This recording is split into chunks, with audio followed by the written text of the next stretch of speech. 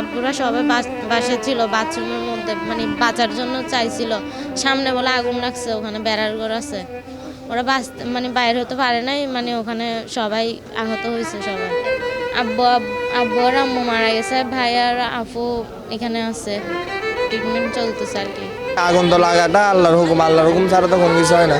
এখন আগুনটা লাগছে ভাই, এখন লাগার সাথে সাথে ওরা দুইজন বাথরুমে ঢুকে গেছে, ঢুকে না মনে হয় কিল মারিছে বা কোনো একটা কিছু অজ্ঞান হয়ে গেছে বা পড়ে গেছে, শ্বাস টানে দুইজন মানুষ মারা গেছে, আর দুইজন বেঁচে আছে এখনো, ওরা ইমার্জেন্সিতে আছে।